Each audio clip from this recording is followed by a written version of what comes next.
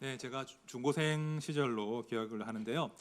저희 교회 부흥집회 강사로 오신 목사님께서 설교 시간에 이런 이야기를 해주셨습니다.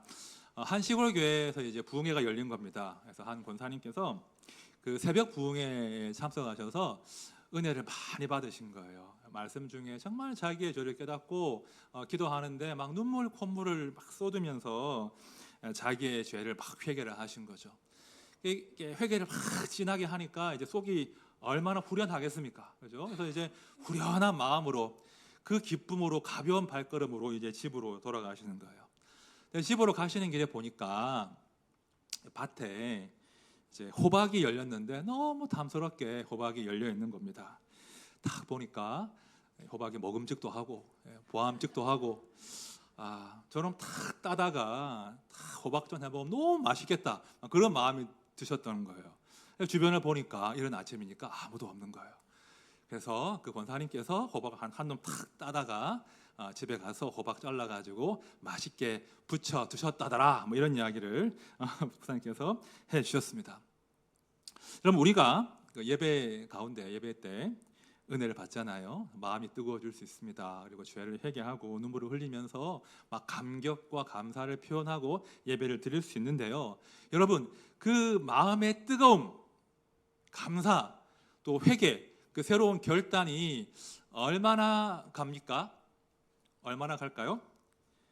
일주일 정도 갈까요? 3일 정도는 갑니까? 하루는 갑니까? 어떤 날은 예배당 저 뒤에 문을 나서는 순간, 그죠? 나서는 순간 까맣게 잊어버립니다, 그죠? 그런 상태로 까맣게 잊어버리고 그냥 세상으로, 일터로, 가정으로 돌아가셔서 그냥 여전히 살아오던 방식대로, 자기 욕심대로, 그죠? 자기 근심대로 살아가는 일이 얼마나 많은지 모릅니다. 어쩔 수 없는 것 같아요. 우리 인생들은요, 너무 쉽게 잊어버리는 존재입니다. 하나님의 은혜와 그분의 존재와 그분의 약속과 말씀을 너무 쉽게 망각하는 것이 우리 인생이라는 것이죠. 자, 이스라엘 백성들이 홍해를 기적적으로 건넌 후에 모세가 노래를 지어서 부릅니다. 그러니까 이 놀라운 기적을 대대손손 기억하기 위해서 노래를 지어 불렀겠죠. 그런 다음에 이스라엘 백성들도 화답해서 하나님을 찬양하는 그런 모습이 나오는데요. 자, 15장 20절과 21절 말씀을 제가 볼게요. 아론의 누이 선지자 미리암이 손에 소고를 잡음에 모든 여인도 그를 따라 나오며 소고를 잡고 춤추니 미리암이 그들에게 화답하여 이르되 너희는 여호와를 찬송하라. 그는 높고 영화로우시며 말과 그 탄자를 바다에 던지셨음이로다 하였더라. 자, 모세의 누이 선지자 미리암이 소고를 잡고 찬양하기 시작하니까 모든 여인들이 손에 소고를 들고 춤을 추고 찬양하기 시작하는 거예요. 자, 21절을 다시 보시면 이런 표현이 나와요. 말과 그 탄자를 바다에 던지셨음이로다. 하나님께서 바로의 군대를 바다에 던지셨다라고 지금 여인들이 노래하고 있는데요. 여러분, 이 던진다라고 하는 그 행동의 묘사 말입니다. 이스라엘 역사 가운데 아주 아픈 것을 기억나게 만드는 그런 행동이고 행위예요. 자, 던진다. 이스라엘 역사 가운데 어떤 아픈 역사를 떠올리게 할까요?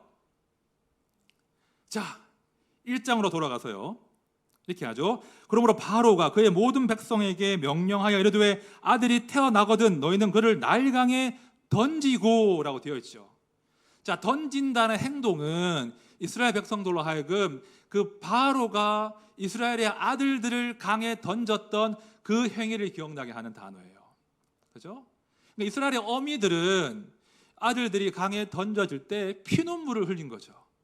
그런데 지금 홍해에서 우리 하나님께서 그 바로의 행위를 정확하게 되갚아 주시는 거예요. 그래서 굳이 던진다라고 하는 표현을 쓴 것이죠. 왜 이제 남성들은 안 나오고 여성들만 나왔을까? 조금 추정이 되지 않습니까?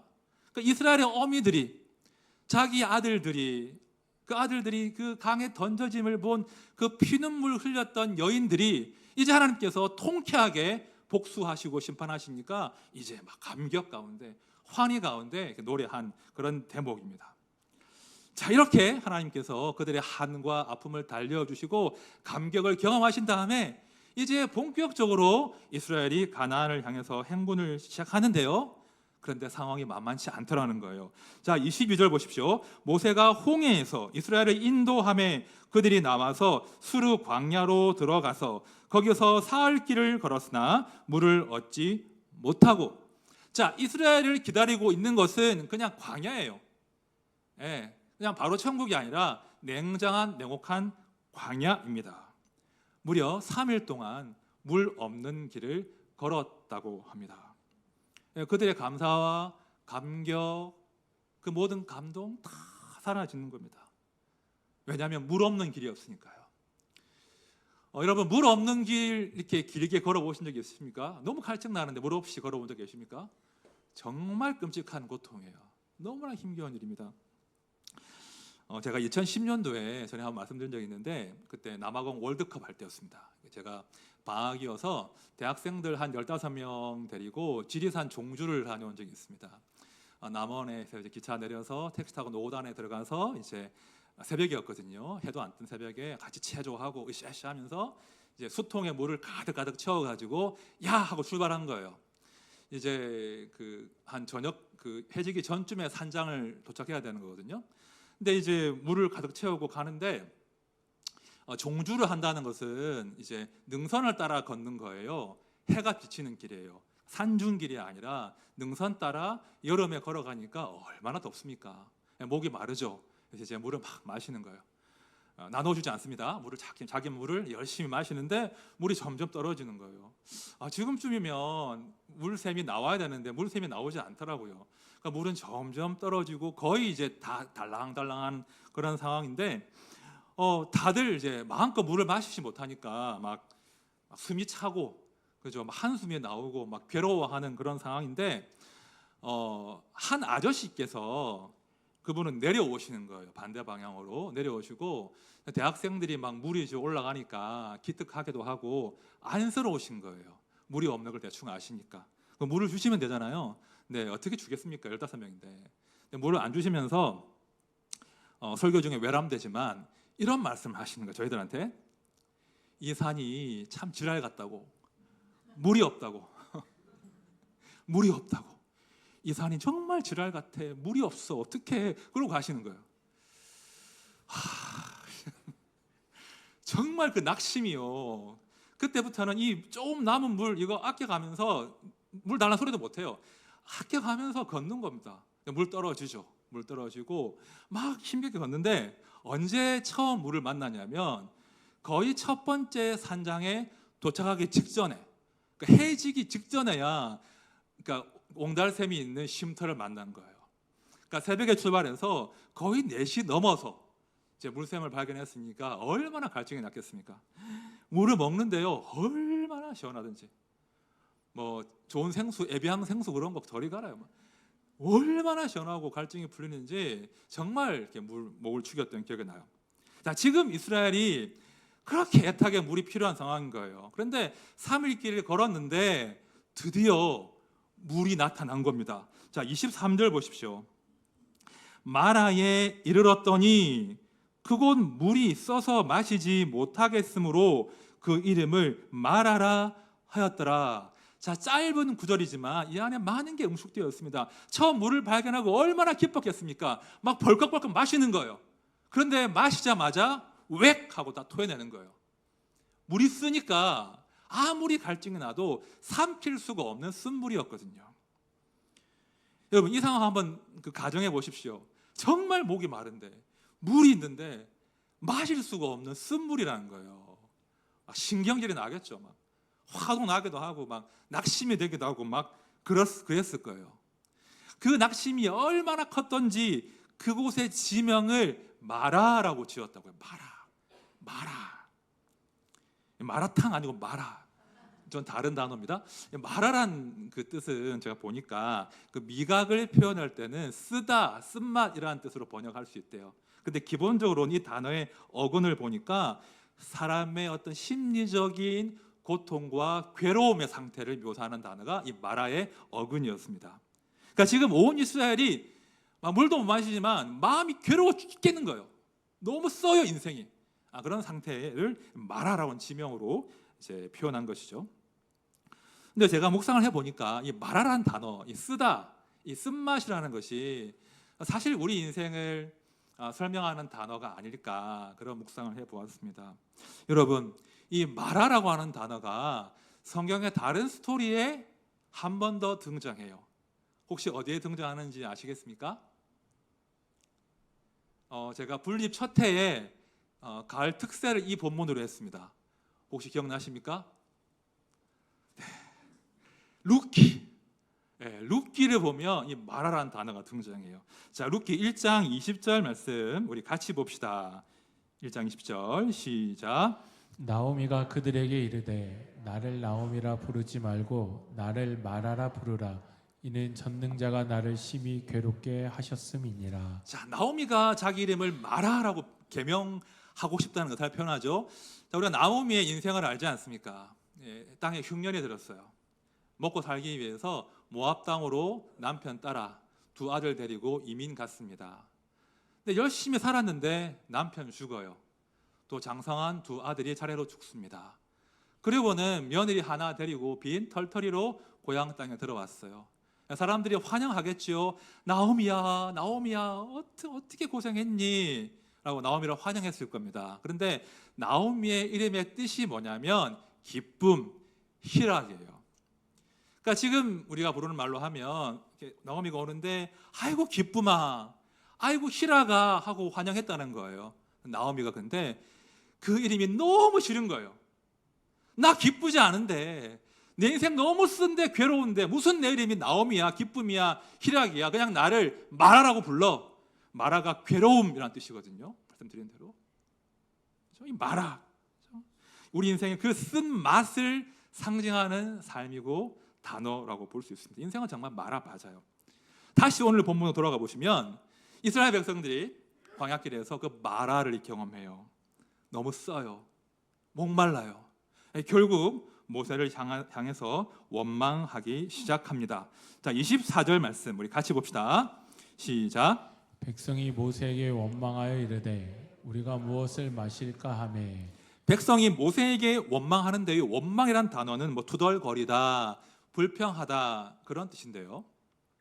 그 다음 16장으로 가보시면 이 원망이란 단어가 아주 집중적으로 등장해요. 아주 의도적으로 집중적으로 등장하는데요. 16장 2절 보시면 이스라엘 자손 온 회중이 그 광야에서 모세와 아론을 원망하여라고 되어 있죠. 자, 16장 7절에도 두 번 등장합니다. 16장 8절에도 한글 성경은 두 번이지만 히브리어로 보시면 세 번 등장합니다. 16장 9절, 16장 12절에도 원망이 한 번씩 등장합니다. 아주 의도적으로 지금 원망이라는 단어를 집중하고 있습니다. 그 의도가 무엇이겠습니까? 자, 광야를 걷고 있는 이스라엘 백성들의 실존을 가장 잘 설명하는 단어, 묘사하는 단어가 바로 원망, 불평, 투덜거림 이것이라는 것이죠. 자, 오늘 설교의 제목이 광야를 지배하는 세 단어인데요. 자, 우리의 인생 광야를 지배하는 세 단어, 첫 번째는 원망이에요. 원망, 투덜거림. 자, 우리 모두가 광야길을 걸어가잖아요. 이스라엘 백성들만 원망하는 게 아니에요. 그들의 모습이 바로 우리의 모습이라는 거예요. 우리는 광야길을 걸어가면서 목마르잖아요. 배고프잖아요. 고달프잖아요. 아프잖아요. 괴롭잖아요. 그러면 원망합니다.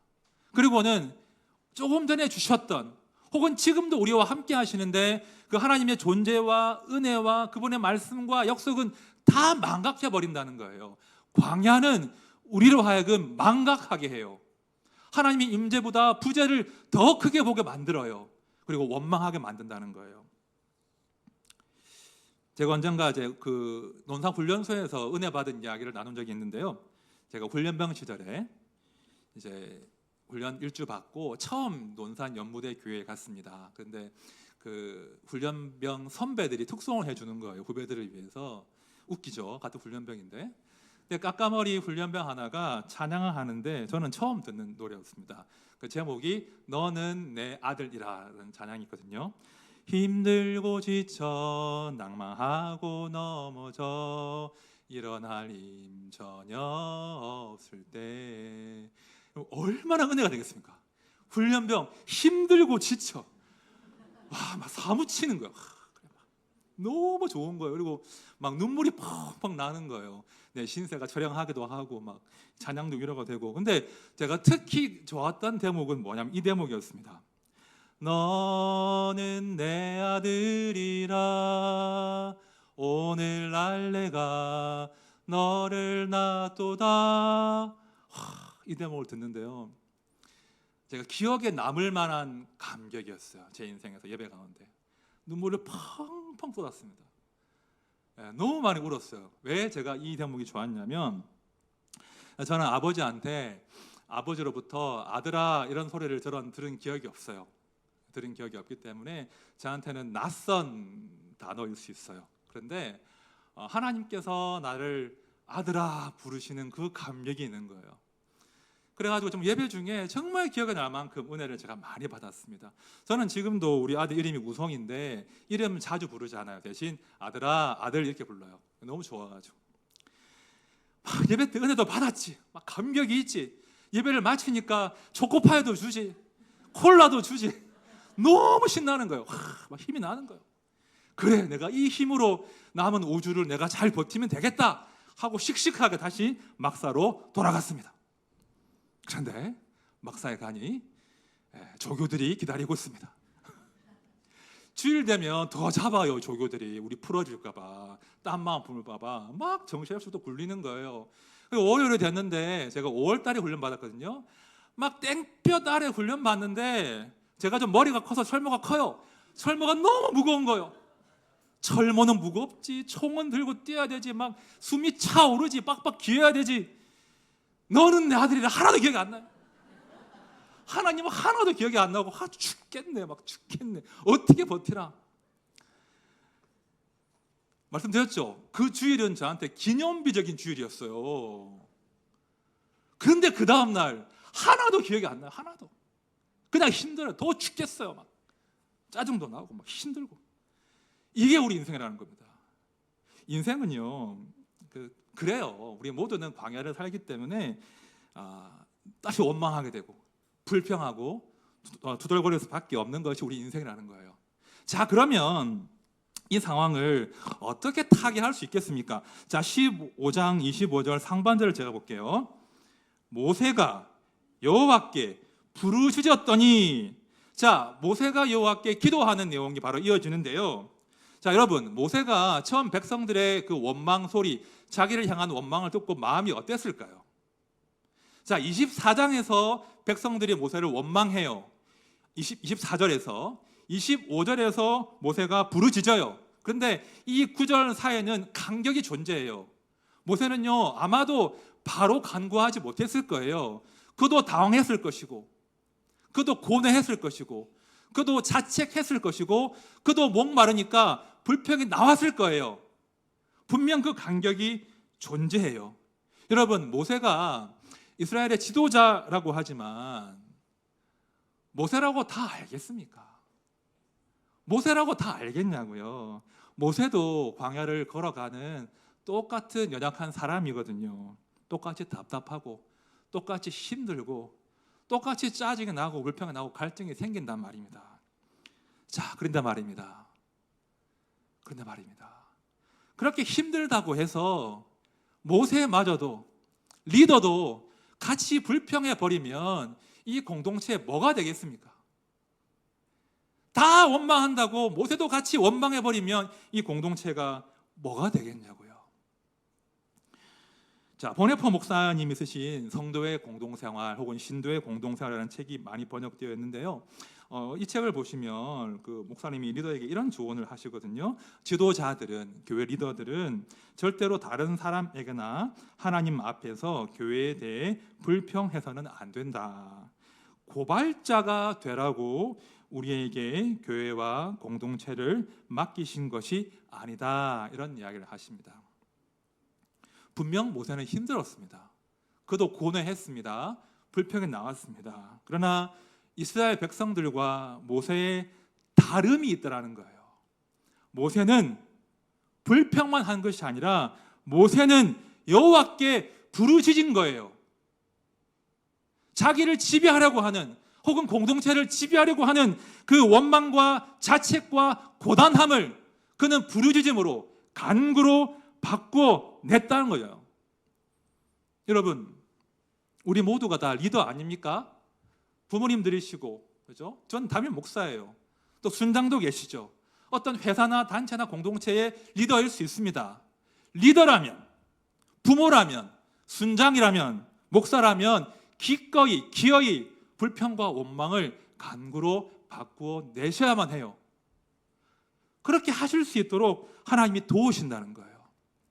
자, 여러분, 광야를 지배하는 세 단어, 두 번째는 부르짖는 거예요. 부르짖다, 간구가 되어야 합니다. 이 부르짖다라는 단어가 히브리어로 짝이라는 단어인데, 이제 큰 소리로 이제 도움을 청하는 것을 이야기합니다. 분명 리더의 자리는 원망과 불평을 듣는 자리 맞습니다. 그거 감수해야 돼요. 그거 어떻게 싫으면 부모 하시면 안 돼요. 목사 하면 안 돼요. 순장하면 안 돼요. 그런데 중요한 것은 그 다음, 힘들지요.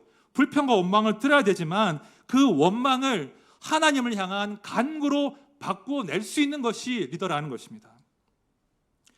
자, 빌립보서 4장 6절 7절 말씀 들어보십시오. 아무것도 염려하지 말고 다만 모든 일에 기도와 간구로 너희 구할 것을 감사함으로 하나님께 아뢰라. 그리하면 모든 지각에 뛰어난 하나님의 평강이 그리스도 예수 안에서 너희 마음과 생각을 지키시리라. 자, 우리가 간구할 때, 우리가 불평할 때가 아니라 우리가 간구할 때 하나님이 우리의 마음과 생각을 평강으로 지켜주시는 거예요. 우리가 불평할 때가 아니라 간구할 때 하나님의 부재가 아니었음을, 하나님의 함께하심을 보는 눈이 새롭게 열린다는 거예요. 부르짖다와 간구는 우리로 하여금 광야를 통과하게 하는 우리의 단어가 되어야 한다는 것입니다. 그 간구가 하나님의 부재를 하나님의 임재로 바꿔내는 힘이라는 거예요. 제가 아이 이야기를 자주 드리면 송구스럽긴 한데 어쩔 수가 없네요. 작년에 우리 셋째 아이가 암 진단을 받은 이후로 제일 힘들었던 것은 제 마음을 지키는 것이 너무나 힘들었습니다. 너무 쓰더라고요. 상황이 너무 쓰고 힘들었죠. 힘들고 몸도 마음도 이제 지쳐갔죠. 제일 힘들었던 것은 설교 준비하는 거였습니다. 말씀이 눈에 잘 들어오지 않고 연구하기 힘들었고요. 그 연구하고 묵상할지라도 설교문으로 적는 것도 너무 어려웠고요. 어떤 날은 겨우겨우 설교문이 나왔지만 그걸 들고 단 위에 올라가는 게 너무나 피하고 싶은 겁니다. 안 올라오고 싶었어요. 진짜로 너무 힘들었고 피하고 싶고, 목사가 그러면 안 되잖아요. 목사가 교회 가기 싫으면 안 되잖아요. 그런 상태가 되는 겁니다. 씨름을 많이 했죠. 하나님 저 어떻게 할까요? 계속 할 수 있을까요? 그런 씨름들을 몇 개월 한 적이 있었습니다. 너무 힘들어서. 하루는 제가 차를 타고 이렇게 가는데 차가 참 좋은 공간이잖아요. 아무도 없고 저 혼자 생각을 정리할 수 있는 공간이기 때문에 그 차 안에서 저는 주로 제 생각을 정리하는 그런 시간으로 보냈는데 그날도 이런저런 생각들 해낼 수 있을까? 계속 할 수 있을까? 버틸 수 있을까? 어떻게 할까? 이런 염려와 싸우고 있는데 이제 음악 찬양을 틀어 놓은 상태였습니다. 근데 귀에 들어오진 않죠. 그냥 백색 소음에 불과했는데 그냥 생각에 빠져 있는데 한 순간에 찬양의 가사가 제 귀에 들리기 시작하는 거예요. 이런 찬양이었습니다. 우리를 사랑하신이라는 찬양, 오래된 찬양인데 가사를 보여드릴게요. 우리를 사랑하신 자비의 주 아버지, 주께로 나아갈 때에 기도 들으사 우리의 죄악과 강팍함 주님께 고백하니 우리를 민망히 여기사 치료의 은혜 허락하소서. 주 얼굴 구할 때 자유 주시고 씻어 주소서. 치료하시는 주의 은혜 임안에 치료하시는 주의 은혜 임하네. 이런 가사를 가진 찬양이었습니다. 찬양의 가사가 제 마음을 후벼 파고 제 마음으로 들어오는데 정말 많이 울었습니다. 눈물이 많이 났습니다. 눈물이 많이 나고 또 보는 사람도 없겠다. 그냥 실컷 울었죠. 찬양을 듣고 또 듣고 또 혼자 있으면 부르고 수개월을 그렇게 이 찬양을 저희 기도로 삼았습니다. 제가 처음 대목을 한번 불러볼게요. 잘 모르실 수 있는데 이런 찬양이에요. 우리를 사랑하신 자비의 주 아버지, 주께로 나아갈 때에 기도 들으사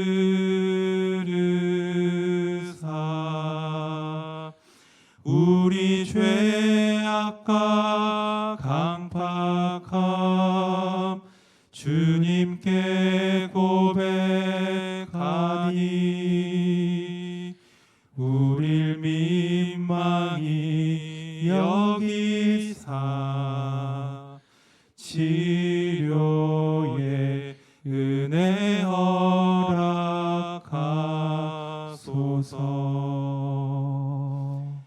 우리의 죄악과 강팍함 주님께 고백하니 우리를 민망히 여기사 치료의 은혜 허락하소서. 이 대목을 제가 너무나 좋아하고 사랑하는 대목인데 은혜를 많이 주셨습니다. 너의 죄악도 알고 네 마음의 강팍함도 알고 내가 너를 불쌍히 여기고 있고 치료의 은혜를 허락하겠다. 이렇게 참 많은 위로를 주셨던 그런 찬양입니다. 감사하죠. 목사가 교육이 싫으면 안 되잖아요. 목사가 무너지면 교회가 어떻게 되겠습니까? 근데 하나님께서 이 찬양을 저의 간구로 이렇게 바꾸어 주셨고 저의 마음과 생각을 지켜 주셨죠. 그 은혜 덕분에 지금 전 이 자리에 서 있는 것입니다. 여러분 똑같아요. 다양한 쓴 맛을 보고 계시지 않습니까? 광야는 어려운 곳이에요. 물이 없는 곳이고 우리를 힘들게 하는 곳이고 아프게 하는 곳입니다. 그러나 그 힘든 곳에서 그 원망의 자리를 간구로 우리 하나님은 바꾸어내신다는 거예요.